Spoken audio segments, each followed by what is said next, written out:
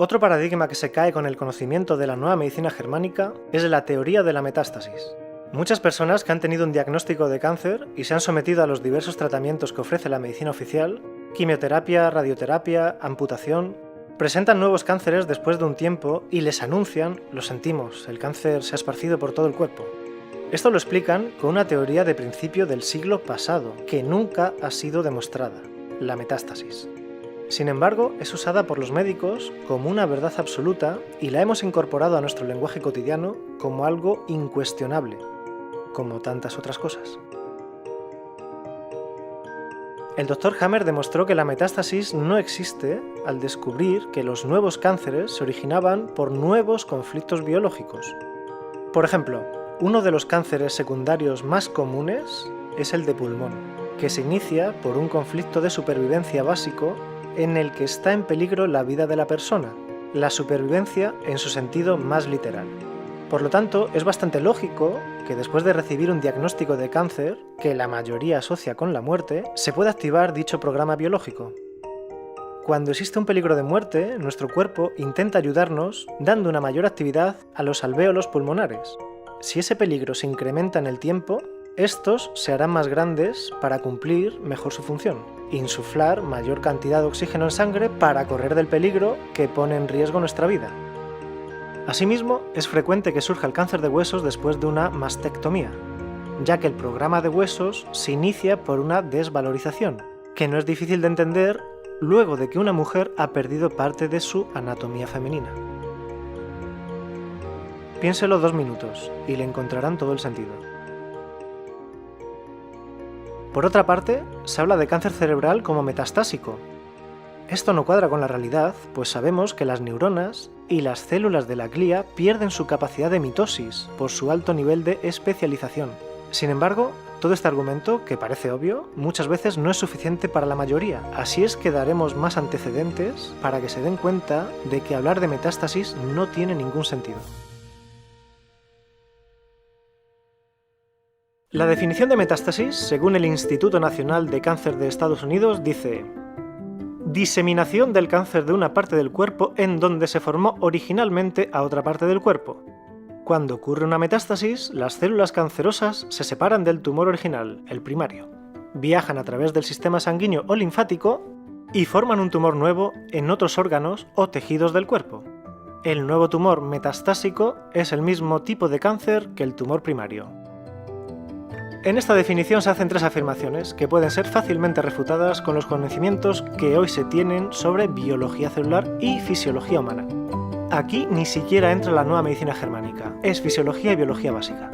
Iremos analizándolo por partes. La primera afirmación es que las células cancerosas se separan del tumor original. Lo que nos dice la propia medicina de escuela es que las células que conforman los tejidos están estrechamente unidas entre sí por un complejo sistema que incluye el citoesqueleto, la matriz extracelular y la lámina basal, además de varias proteínas que permiten la unión entre los distintos componentes. Hay distintos tipos de uniones celulares: estrechas, oclusivas, de adherencia, desmosomas y hemidesmosomas, o GAP, GAP. El tipo de unión depende de los elementos a unir y de la función. Por ejemplo, las uniones GAP comunican directamente el citoplasma de 2 células. Así pueden pasar rápidamente las señales de una célula a otra. En cambio, las de adherencias permiten el anclaje de las células y su citoesqueleto con las células vecinas. Los desmosomas son uniones entre células vecinas que están formadas por unas moléculas llamadas caderinas. Ya su nombre nos indica lo fuerte de la unión que ejercen estas glucoproteínas, pues tienen la función de mantener la integridad de los tejidos. Es importante mencionar que además son diferentes para cada tipo de tejido, por lo que las células se unen solo con otras que tengan el mismo tipo de caderinas. Esto lo tendremos en cuenta más adelante. Entonces, entre las células de un tejido hay múltiples uniones, que le permiten comunicarse para actuar en conjunto. Las células no funcionan de manera individual, sino que lo hacen en conjunto, y para ello tienen diversos mecanismos de comunicación.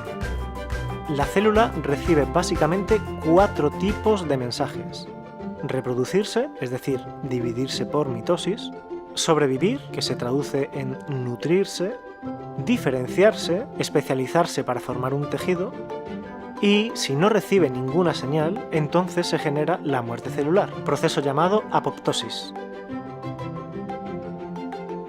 Con toda esta información podemos darnos cuenta fácilmente que es imposible que una célula se desprenda de un tejido y pueda seguir funcionando, pues no tiene la capacidad de viajar por el cuerpo porque necesita de la comunicación con las demás para saber qué hacer. Entonces, la primera afirmación de esta definición de metástasis es totalmente falsa. Viajan a través del sistema sanguíneo o linfático. La afirmación de que las células cancerígenas viajan por el sistema sanguíneo o linfático también la podemos poner en duda. Nunca se han observado células cancerosas vivas en la sangre o en el sistema linfático de un paciente con cáncer. Solo se han identificado anticuerpos y estos no prueban la presencia de células cancerosas metastásicas, entre comillas. Si estudiamos un poco de fisiología humana, sabremos que por la sangre solo viajan las células sanguíneas, glóbulos rojos, blancos y plaquetas, porque existe un sistema de control que no permite el paso de otras células al torrente sanguíneo. Por el sistema linfático se mueven los desechos celulares y, en el hipotético caso que viajara una célula humana viva, el sistema linfático se encargaría de eliminarla, cumpliendo su función al ser parte del sistema inmune. El aparato circulatorio o sistema circulatorio es la estructura anatómica compuesta por el sistema cardiovascular que conduce y hace circular la sangre, junto con el sistema linfático que conduce la linfa. La sangre se mueve por los vasos sanguíneos, arterias, venas y capilares, y la linfa por vasos y órganos linfáticos, bazo, timo, ganglios, médula, entre otros. Los distintos órganos linfoides están interconectados por vasos sanguíneos y vasos linfáticos, de modo que se constituye un sistema unitario, entrelazado y muy bien comunicado. Estos vasos transportan células del sistema inmunitario, de las cuales el tipo central es el linfocito. La función principal del aparato circulatorio es la de pasar nutrientes a las células del cuerpo, tales como aminoácidos, electrolitos y linfa, gases, hormonas, células sanguíneas, entre otros. Recoger los desechos metabólicos que se han de eliminar después por los riñones, en la orina, y por el aire exhalado en los pulmones, rico en dióxido de carbono, CO2. Además, defiende al cuerpo de elementos extraños. Ayuda a estabilizar la temperatura y el pH para poder mantener la homeostasis. Bien, ¿cómo podría entonces una célula que se ha desprendido de un tejido pasar por la sangre o la linfa sin que fuera detectada por el sistema linfático? Inmediatamente sería identificada como un agente extraño y las células especializadas se encargarían de eliminarlo. Es decir, la célula, ya estuviera viva o muerta, sería fagocitada por ser un cuerpo extraño al estar en un lugar inadecuado. Por lo tanto, la segunda afirmación de esta definición tampoco tiene sustento biológico. Y forman un tumor nuevo en otros órganos o tejidos del cuerpo.